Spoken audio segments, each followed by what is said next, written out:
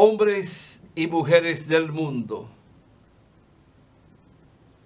Hoy voy a hablar contigo de un hecho que tiene relevancia el lunes por caer, por llegar, del 1 de mayo. Saber su origen y qué se conmemora con cada 1 de mayo. El 1 de mayo se remonta a fines del siglo XIX. Estamos hablando del 1 de mayo de 1886, en Chicago, Estados Unidos, surgió el origen. Se iniciaron las huelgas en reclamo por una jornada laboral de 8 horas al día. Esas luchas interminables, como veremos, por las 8 horas, se extendieron desde el 1 de mayo hasta el 4, cuando se produjo la llamada revuelta Heimelkai, una movilización cuyo saldo dejó represión de las fuerzas de seguridad, muertos tanto de la policía como de los manifestantes, y la detención de decenas de trabajadores. 5 de ellos luego ejecutados. De ahí que la fecha sea un homenaje a los mártires de Chicago. Quiero que sepan que hoy vine con una corbata de color rojo. El rojo es simbolizando la sangre de millones y millones de hombres y mujeres que tiñeron la tierra del globo terráqueo para que tú hoy cuentes con una jornada de 8 horas. Sucede que los trabajadores han sufrido mucho, en particular cuando surge la revolución industrial en Inglaterra para el siglo XVIII. Al inicio, se podía decir, donde al dejar de lado la máquina a vapor y comenzar a transformar las máquinas y la tecnología, o surge, mejor dicho, la máquina a vapor, que se va cambiando después con las transformaciones.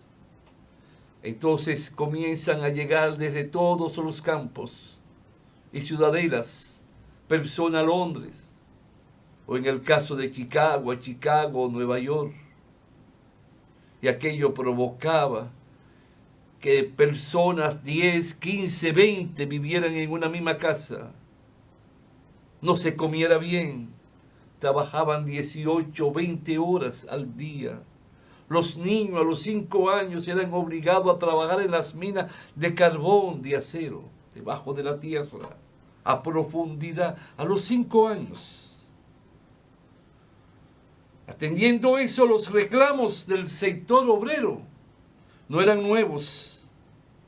Ya se expresaban desde las pésimas condiciones laborales que trajo esa revolución industrial de Gran Bretaña. El lema que se repitió también en otros países era 8 horas para el trabajo, 8 horas para el sueño y 8 horas para la casa, o sea, descansar con el calor y en el calor de los hijos de la compañera o compañero. Aquello provocó una reacción para poderlo lograr tremenda de los trabajadores del mundo. Por eso en Chicago el 1 de mayo fue el inicio con la huelga. Una huelga donde más de 80,000 trabajadores participaban en acciones de movilización. Ese conflicto se fue extendiendo a otras ciudades de Estados Unidos – y más de 400,000 obreros en 5.000 fábricas pasaron a estar en huelga simultáneamente. O sea, entraron en paro nacional en los Estados Unidos. Por esa razón, hoy sobran motivaciones para que el lunes plazas, parques, calles y avenidas en todo el país, de cada ciudad y cada nación del mundo, se llenen de compatriotas, de hermanos, en busca de reflexionar sobre el 1 de mayo. Yo invito que ese día, aquel que puede escucharme y coincida y le parezca bien, se ponga una flor roja. Chicago provocó aquellas movilizaciones y se provocó un mitin. Y en ese mitin tiraron una bomba y quisieron achacársela a los dirigentes del movimiento en pos de la jornada de 8 horas, porque la bomba cayó en el campo de los policías, dando lugar a una persecución tremenda y una matanza cruel contra los trabajadores de Chicago y de todo el mundo que empezó a movilizarse.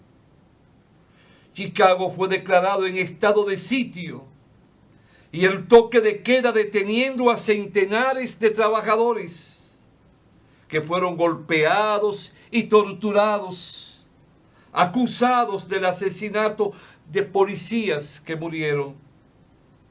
Como siempre, esa prensa ultraconservadora que responde a los intereses del gran capital reclamaba un juicio sumario, o sea, rápido, por parte de la Corte Suprema, responsabilizando a 8 anarquistas y a todas las figuras prominentes del movimiento obrero y revolucionario. El 21 de junio de 1886 se inició la causa contra 31 responsables, que luego quedaron en 8, y de esos 8, 5 fueron condenados a la horca. Para que tú por lo menos escuche por primera vez el nombre, si no lo he escuchado antes, de Samuel Fields, Adolf Fischer y así otros que participaron en esa jornada y fueron condenados a la horca. Para ese entonces, ese gran escritor e intelectual cubano, ese gran hombre de nobleza extraordinaria y de dignidad que inspira y motiva la especie humana, el padre de la independencia cubana, José Martí, se encontraba para ese entonces allá en los Estados Unidos. Siguió de cerca el proceso y fíjense cómo describe aquel hecho. Salen de sus celdas, se dan la mano, sonríen, les leen la sentencia, les sujetan las manos por la espalda con esposas, les ciñen los brazos al cuerpo con una faja de cuero y les ponen una mortaja blanca como la túnica de los catecúmenos cristianos. Sigue diciendo el apóstol José Martí. Abajo está la concurrencia sentada en hilera de sillas delante del cadalso, como en un teatro. Firmeza en el rostro de Fischer, plegaria en el de Spee, orgullo en el de Parson. Engel hace un chiste a propósito de su capucha. Spee grita: la voz que vais a sofocar será más poderosa en el futuro que cuantas palabras pudiera yo decir ahora. les bajan las capuchas, luego una seña, un ruido, la trampa cede, los 4 cuerpos caen y se balancean en una danza espantable. Hoy son recordados como los héroes de Chicago. Gracias a ellos, tú cuentas con 8 horas para trabajar. Que tú la extiendas o te la extiendan, ya eso es cosa tuya. Pero ellos lucharon por ti. Y tú estás luchando por ti mismo. Lucha por los demás compañeros. Te olvida que el trabajador es tu hermano, la trabajadora tu hermana. Ellos responden a los mismos sentimientos que tú. ¿Y tú qué haces? Cada día más aislado de las luchas reivindicativas socioeconómicas, cada día más yoísta, más egoísta. Le tiene miedo al sindicato, le tiene miedo conversar con tus compañeros, educarse, tomar conciencia y automotivarse para tener un mundo diferente y mejor. Ese 1 de mayo provocó que el gobierno, el presidente de los Estados Unidos reconociera la ley que establece la jornada de 8 horas. La repercusión mundial de estos hechos provocó una oleada de imaginación que obró como factor aglutinante de fuerzas dispersas que combatían por los mismos ideales que aquellos trabajadores estadounidenses. Quiero decirte lo siguiente: tal fue el origen de la conmemoración del 1 de mayo como Día Internacional del Trabajador, que cada año da a los trabajadores una oportunidad para afirmar sus derechos y su mutua solidaridad. Hubo un gran personaje de la historia, quien esculpió, quien fundó la primera nación socialista del mundo, Rusia. Un luchador incansable por los derechos de los pobres, de los trabajadores, de los humildes y desposeídos. Lenin dijo: 2 mundos se alzan frente a frente en esta grandiosa lucha. El mundo del capital y el del trabajo. El mundo de la explotación y la esclavitud. Y el de la fraternidad y la libertad. Seguía diciendo Lenin: camaradas obreros, se acerca el 1 de mayo, día en que los obreros de todos los países conmemoran su despertar a una vida con conciencia de clase, su solidaridad en la lucha contra toda violencia y toda opresión del hombre por el hombre, en la lucha por liberar a millones de trabajadores del hambre, la miseria y la humillación. 2 mundos se alzan, como te dije, frente a frente. Termina la cita de Lenin. Por otra parte, hay millones de desheredados obligados a suplicar a los ricos el permiso de trabajar para ellos. Crean que su trabajo toda la riqueza, mientras ellos mismos tienen que luchar toda la vida por un pedazo de pan, mendigar el trabajo como una limosna, agotar sus fuerzas y arruinar su salud en trabajos insoportables.